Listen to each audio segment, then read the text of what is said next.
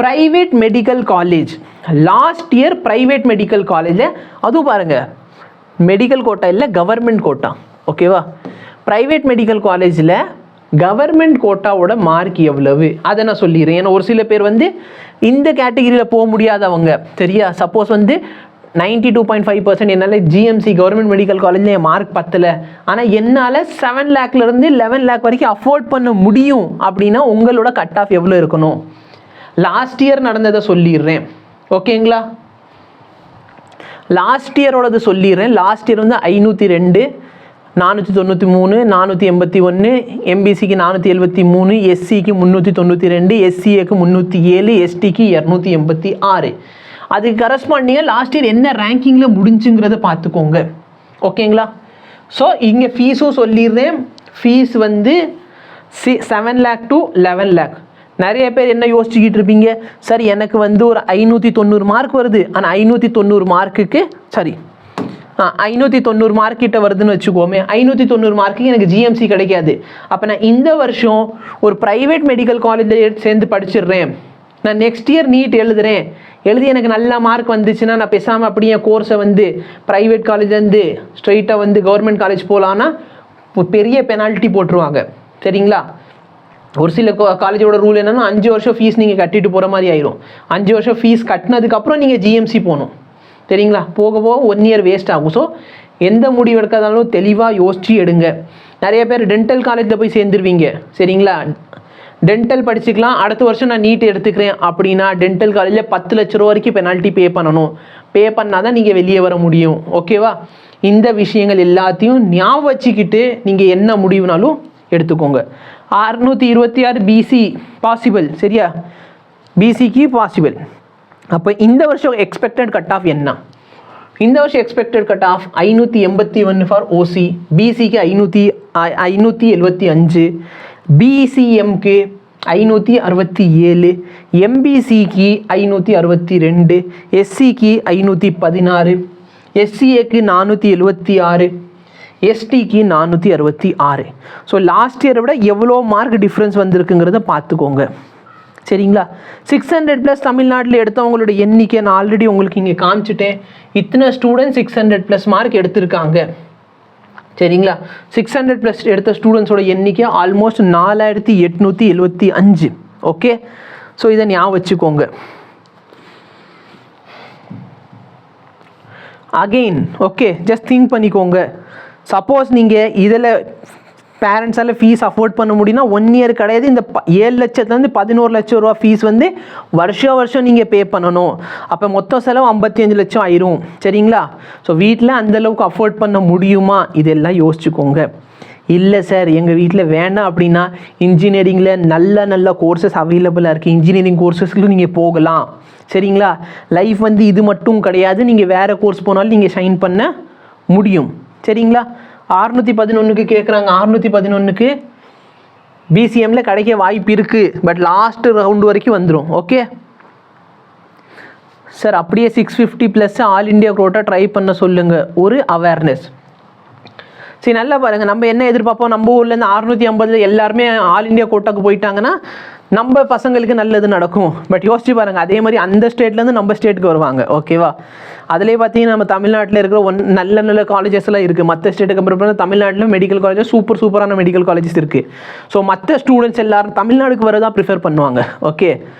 So நம்ம students எத்தனை பேர் அங்கே போகிறானோ அதை விட அதிகமான ஸ்டூடெண்ட்ஸ் நம்மளுக்கு வருவாங்க.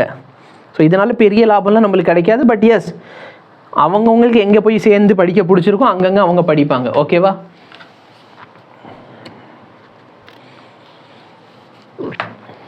சரி, 625 பிசிக்கு பாசிபிலிட்டிஸ் இருக்குது.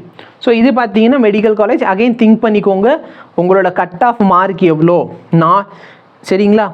இவ்வளோ ஃபீஸ் அஃபோர்ட் பண்ண முடியுமே. நான் 5 வருஷத்துக்கு நீங்கள் சேர்த்து ஃபீஸ் பே பண்ணணும் சரிங்க. 5 வருஷம் சேர்த்து இல்லை, அதாவது வருஷம் இவ்வளோ ஃபீஸ் பே பண்ணணும். அப்போ 35 லட்சத்துலேருந்து 55 லட்சம் ரவுண்ட் ஆஃப் பண்ணிங்கன்னா 40லேருந்து 60 லட்சம் வரைக்கும் நீங்கள் செலவு பண்ணி படிக்க போகிறீங்க ஓகேவா. இல்லை சார் எனக்கு மார்க் இருக்குது, நெக்ஸ்ட் இயர் நான் எழுத போகிறேன் அப்படின்னா எந்த தாட்டும் வேண்டாம். மென்டர்ஷிப் வேணும், டெஸ்ட் சீரிஸ் வேணும், டவுட் சால்விங் செஷன் வேணும், டவுட் கேட்டால் கிளாரிஃபை பண்ணுறதுக்கு ஆள் வேணும் அப்படின்னா பெஸ்ட்டுக்கு வந்து எங்கள் கோர்ஸ் நீங்கள் ஜாயின் பண்ணிக்கலாம். ஆன்லைன் கோர்ஸு ஓகேவா. ரெக்கார்டட் லெக்சர்ஸ் ப்ரொவைட் பண்ணிடுவோம். அது போக உங்களுக்கு டவுட் கிளியரிங்ஸ் இருக்கும், மென்டர்ஷிப் இருக்கும், டெஸ்ட் சீரிஸ் ப்ரொவைட் பண்ணுவோம், டெஸ்ட் சீரிஸோட வீடியோ சொல்யூஷன் இருக்கும். எப்போ வேணாலும் நீங்கள் பார்க்கலாம். ஓகே, எங்கே சார் கான்டாக்ட் பண்ணுறது அப்படின்னா டெலகிராமில் எய்மர்ஸ் A2K, நான் போன தடவை மாற்றி ஏதாச்சும் எழுதிட்டேன்னா இல்லை, எய்மர்ஸ் A2K தான்.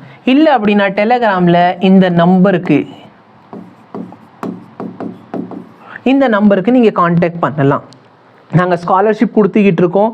பேஸ்ட் ஆன் யுவர் மார்க் உங்களுக்கு ஸ்காலர்ஷிப் கிடைக்கும். ஓகே, உங்கள் மார்க்கை பேஸ் பண்ணி, கம்யூனிட்டி பேஸ் பண்ணி நாங்கள் கொடுக்க மாட்டோம். உங்கள் மார்க்கை பேஸ் பண்ணி நாங்கள் ஸ்காலர்ஷிப் ப்ரொவைட் பண்ணிக்கிட்டு இருப்போம். ஸோ அந்த மார்க்குக்கு என்ன ஸ்காலர்ஷிப் வருதோ அதுக்கேற்ற மாதிரி நீங்கள் பே பண்ணால் போதுமானது. ஓகேங்களா. ஸோ 50%லேருந்து 100% வரைக்கும் ஸ்காலர்ஷிப் கொடுக்குறோம். ஈவன் 300 மார்க் எடுத்திருக்கீங்கனாலும் உங்களுக்கு ஸ்காலர்ஷிப் இருக்குது. ஜாயின் பண்ணணும்னு நினைக்கிறவங்க ஜாயின் பண்ணிக்கலாம். மண்டே வரைக்கும் வேணால் வெயிட் பண்ணுங்கள். பேரண்ட்ஸ்ட்டு சொல்லிடுங்க, நான் இந்த மாதிரி ஜாயின் பண்ணலான்னு ஒரு பிளானில் இருக்கேன் அப்படின்ட்டு நீங்கள் தாராளமாக ஜாயின் பண்ணிக்கலாம். சரிங்களா. வேறு எங்கேயும் போனாலும் உங்களுக்கு இந்தளவு ஃபெசிலிட்டிஸ் இருக்குமான்னு கேட்டால் டவுட் தான். ரெக்கார்டட் லெக்சர்ஸ் கொடுக்க மாட்டாங்க. ஓகே, நீங்கள் ஒரு ஆஃப்லைன் சென்டர் போகிறீங்க அப்படின்னா ஆஃப்லைன் சென்டர் போனாலும் ஓகேவா, ஆஃப்லைன் சென்டரே நீங்கள் போனாலும் உங்களுக்கு ப்ராப்ளம் என்னென்னா ஃபஸ்ட்லேருந்து லாஸ்ட் வரைக்கும் உட்காந்து எல்லாத்துக்கும் கூட சேர்த்து உட்காந்து படிக்க சொல்லிடுவாங்க. அப்படி படிக்கிறதுனால நீங்கள் படித்ததே தான் திரும்பி படிக்கிற மாதிரி இருக்கும், டைம் நிறையா வேஸ்ட் ஆகும். ஓகேங்களா. இல்லை சார் நான் டெஸ்ட் சீரிஸ் மட்டும் ஜாயின் பண்ணிக்கிறேன் அப்படின்னா உங்களுக்கு நீங்கள் வாரத்தில் 5-6 நாள் வீட்டில் இருக்க போகிறீங்க. அப்போதைக்கு ப்ராப்பராக ஷெட்யூல் ஃபாலோ பண்ண மாட்டீங்க, டவுட் வந்தால் போய் கேட்க முடியாது, இது எல்லாமே இருக்கும். ஒரு வாரத்துக்கு ஒரு நாள் போய் டெஸ்ட் மட்டும் எழுதிட்டு வருவீங்க. சரிங்களா. அது பார்த்தீங்கன்னா அந்தளவுக்கு நல்லது இல்லை. அதே மாதிரி ட்ராவலிங் ப்ராப்ளம், கொஷின் பேப்பரோட ஸ்டாண்டர்ட் ப்ராப்ளம், இது வந்து ஆன்லைனில் எல்லாத்தையும் நாங்கள் கவர் பண்ணிக்கிட்டு இருக்கோம். தமிழ்நாட்டில் மோஸ்ட் டெஸ்ட் வைக்கிற ஒரு இன்ஸ்டியூட்னா நாங்கள் தான். ஓகேவா. தமிழ்நாட்டில் எங்கே வேணாலும் எடுத்துக்கோங்க, அவ்வளோ டெஸ்ட் யாருமே வைக்க மாட்டாங்க. ஏன்னா நாங்கள் அவ்வளோ டெஸ்ட்டு கொடுத்து ஸ்டூடெண்ட்ஸை ப்ராக்டிஸ் பண்ண வைப்போம். ஓகேவா. ஸோ நீங்கள் எவ்வளோ அதிகமாக டெஸ்ட் எழுதுக்கிறீங்களோ அதுவும் உங்களுக்கு நல்லது. சரிங்களா. ரீநீட்க்கு சான்ஸ் இருக்கா நிறைய பேர் கேட்குறாங்க. ஓகேவா. ரீநீட்க்கு சான்ஸ் இருக்கா நிறைய பேர் கேட்குறாங்க. அந்த ரீநீட் சான்ஸ் வந்து உங்களுக்கு மண்டே தெரிஞ்சிடும். மண்டே நான் லைவ் இருப்பேன். மண்டே லைவில் நீங்கள் ஜாயின் பண்ணி பார்க்கலாம். ஓகே. 608 MBC சார் முடியுமா? என்னால் உங்கள் கோர்ஸ் எடுக்கிறேன். 608 MBC முடியுமானா புரியல. MBCக்கு 608க்கு சான்சஸ் இருக்குது. ஓகே, 608க்கு சான்சஸ் இருக்குது. நீங்கள் வேணால் வெயிட் பண்ணி கூட பார்க்கலாம். இல்லை கோர்ஸ் ஜாயின் பண்ணுறீங்கன்னாலும் ஜாயின் பண்ணிக்கலாம். Bro MBC 561 self finance. MBC 561 562 போட்டு வச்சுருக்கோம். 561க்கு பாசிபிலிட்டி இருக்குன்னா லாஸ்ட் ரவுண்டில் கடவுள் புண்ணியத்தில் கிடைக்கிறதுக்கான வாய்ப்புகள் இருக்குது. ஓகே, ஃபைனலாக